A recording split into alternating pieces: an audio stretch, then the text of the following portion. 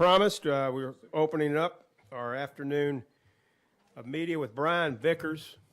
Brian drives the number 55 Aaron's FSU National Championship Toyota for Michael Waltrip Racing. And Brian certainly bearing the paint scheme of the defending national champion, Florida State Seminoles. That's got to be a cool deal for you, and we might have you do the chant here before it's over with. But anyhow, just talk about that opportunity. That's a cool deal. And then racing here at Daytona, where you've showed some prowess in restrictor plate racing. Well, thank you. Obviously, it's an honor to have FSU and the champions on the car this weekend. It's pretty cool. We've had an opportunity. Aaron's has presented an opportunity to have some national champions over the years. I'm glad to bring it home to Florida. It's always great to have the home state, at least where I live, and own the car, and then obviously here in Daytona. It always bodes well for the fan interaction. We usually get some pretty great cheers out of it. But it's cool, I mean, what these guys, what this team accomplished is no small feat, and the task we have ahead of us this weekend is no small feat. Putting this car in victory lane would obviously mean a lot to the FSU fans, but also to this Aaron's Dream Machine team, and a win at Daytona would be huge. So that's our goal this weekend, and we're going to do everything we can to make it happen. Good deal. Thanks, Brian. We'll take some questions. We'll go with Don, then we'll go with Chris, and then Dwight. Please try to limit yourself to one question. We've got as many as we can, and then we'll go to David. Go ahead. Okay, if I only get one question. Don Coble from Morris News Service. When you come back here in July, how does the July race at Daytona rank? I mean, is it still Daytona? Does that still make it bigger than an average race anywhere else? Besides, it's really, really hot.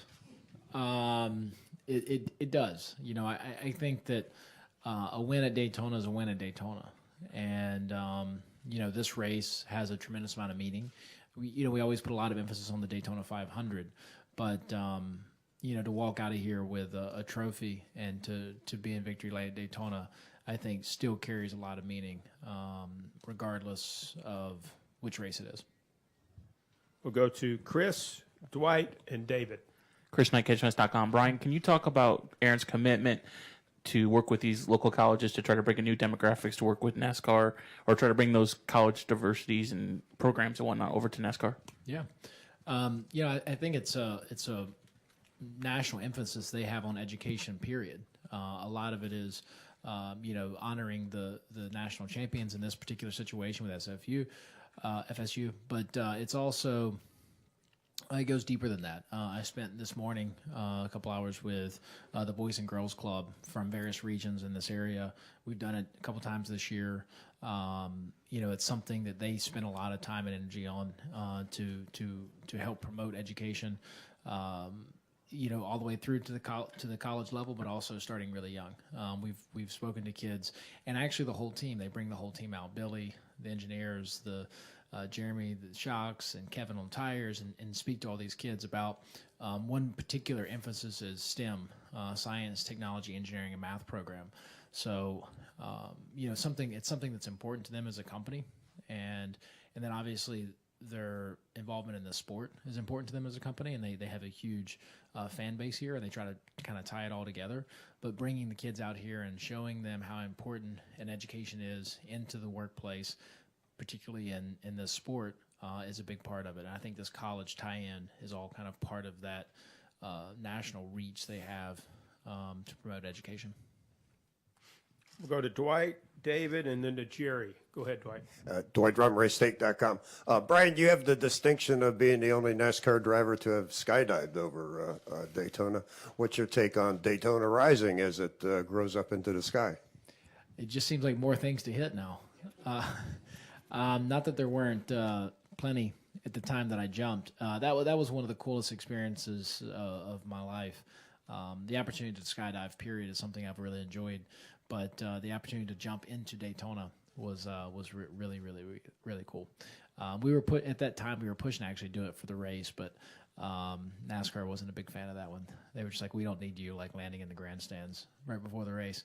So we were able to do it, a week or so before the race. But it was a cool experience. I mean, it's a completely different perspective and feeling of the whole track.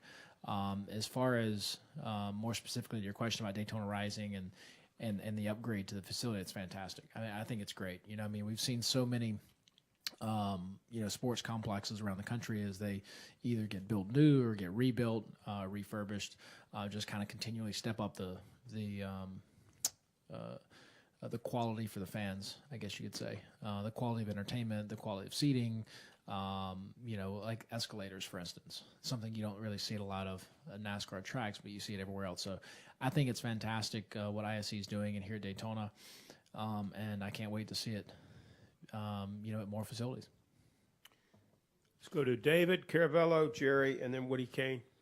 David Caravello, NASCAR.com. Brian, there's been so much made of this ride height rule change this year. And I know you're not a crew chief, but do you have a feel for how much who's ahead and who's behind goes back to the ride height, just the ride height, and maybe who's better taking advantage of the options now available to them?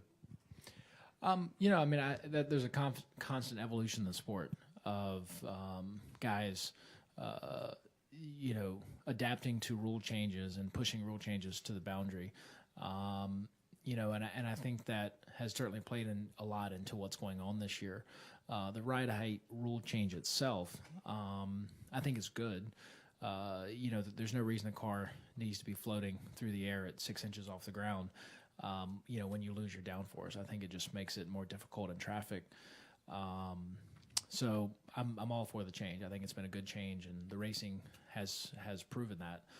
As far as which teams, tend to adapt to those changes the best, it's probably the bigger teams. Hendrick is essentially a 9-car, 8-car team. I know there's a rule that says they're only supposed to have 4, but clearly that's not the case. They share chassis, they share engineering, they share setups, they share engines, they share pretty much everything with Stuart Haas. So it equivalently makes them an 8-car team. And, that for that reason, they adapt to changes the fastest. They have more tests, they have more time, they have more people working on one problem. And, if one person figures it out, they can share that information among all of them. And for that reason, they tend to adapt the fastest and are able to push things the furthest. We'll go Jerry, then Woody, and then George Diaz. Jerry Jordan, kicking the tires. Brian, given this race is always around the 4th of July, does that have any special meaning to you thinking about coming here for that? Yeah, of course. I think the 4th of July race is always, it's big for the sport. A lot of people in NASCAR kind of, I think of Daytona and the Daytona July 4th race, especially since it's gone to a night race and the fireworks and whatnot. But there's a huge contingency in our sport, inside the garage and in the stands, even in this room, that are very thankful for the freedoms we have as a country and what the July 4th represents and the men and women that have served to provide that freedom. And I know that's always top of my mind. The reality is I think our sport's proven that it's kind of top of our mind year round. There's little events, Memorial Day and July 4th, where we really emphasize it, but it's something that I know me personally, and I think I can speak for everyone in the sport, are very appreciative of that. And these moments are great to really dive into it and honor it and remember it even more so. We'll go over here to Woody, then we'll go to the back to George, and then to Al. Woody Kane with MRN. Brian, I was just curious about what you took away from the test at New Hampshire, and just look back a little bit on that race and how important it was to you overall, but specifically, what did you learn from that test after you won last year? How different you think things will be? We definitely learned some things. Obviously the rules have changed some, and the setup we ran last year we can't necessarily run this year. It is always nice going back to a track that you've won, especially recently. It brought back a lot of great memories being at Loudon. I was really happy with the test. I thought everyone at MWR and the Aaron's team did a great job. Was really happy with kind of the balance of the car and the setup we left with. We had good speed. But in general, it's, you're fighting for so little these days. The box is so tight. we spend a lot of money testing for, and don't always see huge gains. I mean, and it's tough. I think as long as the rules allow you to test, you have to test to be competitive. But I'm totally fine if we have no testing. Just save the owners and the teams a lot of money. But as of right now, we have to test. So we went and tested, and I was really happy with it. I think we've got a good car, and I think we can win again when we go back. But there's 42 other people that they're gonna disagree with me. So we'll have to see. The question was, how important was that win to me last year at the time? It was huge. It was extremely important for so many reasons. Trying to reaffirm my career back in the NASCAR Sprint Cup Series. Obviously, winning always helps. But I think for me personally, it was a huge accomplishment.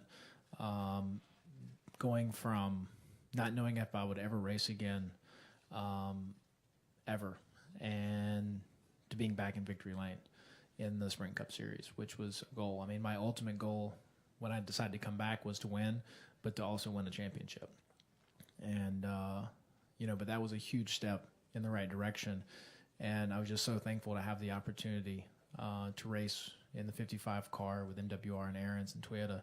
The opportunity they gave me after being out for so long was huge and something I'll never forget. And the ability to be a part of that team to get back in victory lane was very special. Something that always meant a lot to me. We'll go to George Diaz and then Al Pierce. Go ahead, George, in the back. Yeah, Brian. George Diaz way back here.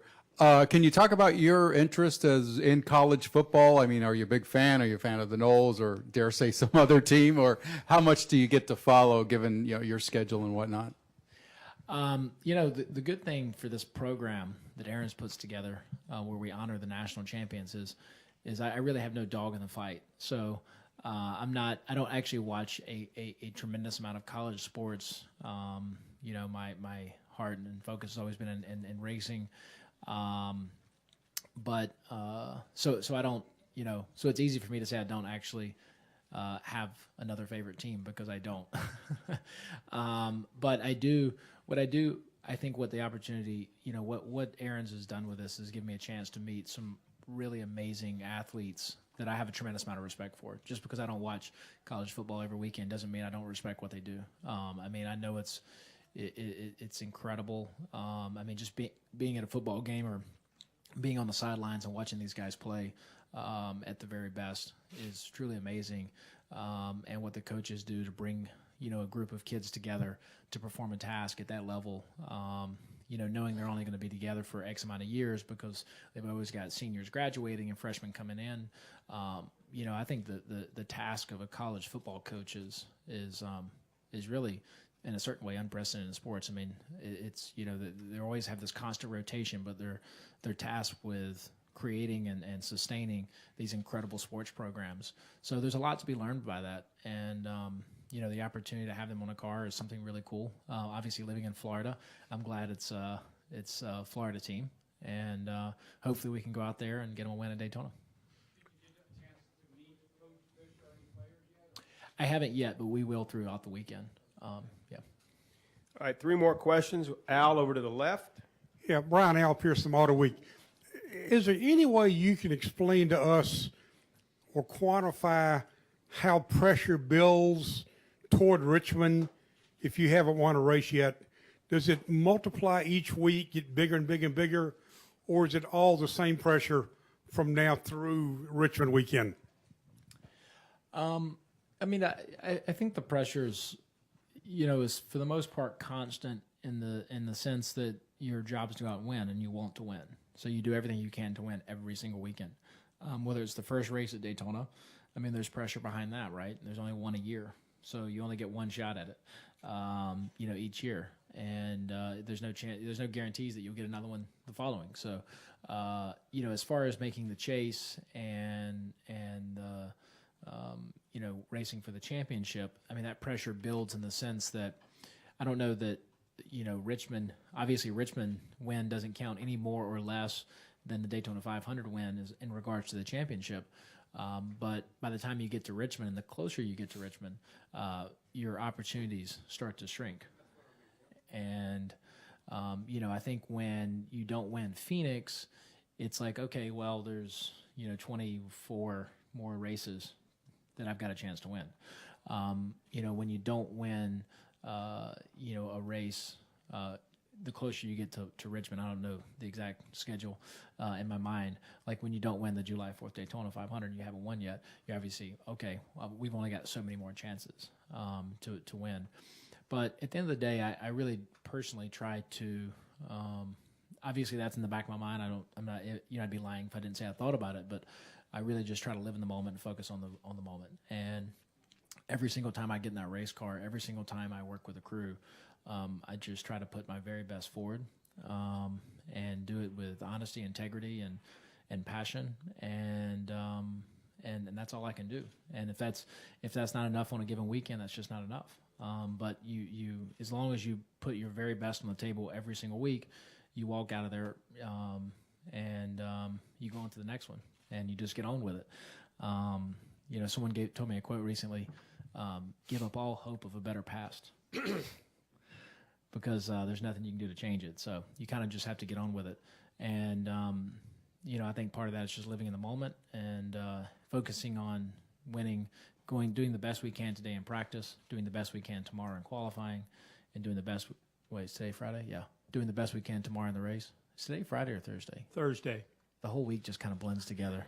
And then just doing the best you can in the race. And, especially when you're like in a car every single day, it all just kind of blurs. You just go out there and just go fast and have fun.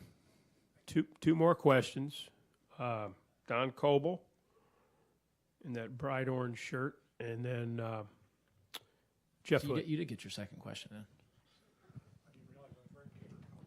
You are, yeah. If my memory serves me correct, hadn't this car?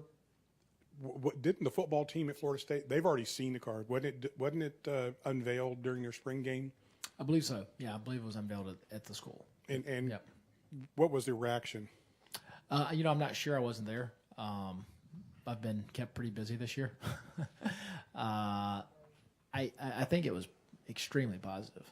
I've seen some videos and it was a Saturday at Darlington. I've seen some videos and clips, and they were pretty pumped about it. It's really interesting. I mean, it's great, and it's great for the sport of NASCAR, right? We're constantly in pursuit of this younger audience, and I think, programs like this, the passion behind school sports is incredible, or college sports. So, putting this program on the card this weekend, I mean, you're going to have a tremendous amount of new fans watching this race to see how this car does, and that's great for everyone. Final question off to your left there would be Jeff Hood. Hey, Brian, Jeff Hood of RacingToday.com. Michael Waltrip, your team owner, has had a lot of success here. He's making a rare start this weekend. How important is it to have what would be hopefully a potential good drafting partner on Saturday night? It's great. I think it's, we're fortunate in MBR to have two great owners, Michael Waltrip and Rob Kaufman, and they both bring a lot to the table in their own way. Michael still being, actually, the reality is they both still drive. Rob still does a lot of sports car driving in various series, but, Michael still being in the car in an active role still keeps him up to date with what's going on. And I think it keeps, his mind relevant on as far as, when you're communicating with him and talking about things that we need to focus on or where we need to go, or where we can improve. I mean, he's there, right? He's in it and he gets it. And I think it's great having an owner that is still that active in the sport and even occasionally drives. As far as this weekend's concerned, it's Daytona, it's drafting. All the help you can get, it's great. But ultimately, I know, Michael wants to win this race as bad as I do. So we're going to probably help each other as much as we can throughout the race up until we don't. And then we're racing for a win. Thank you very much, Brian. Good luck. Thank you very much.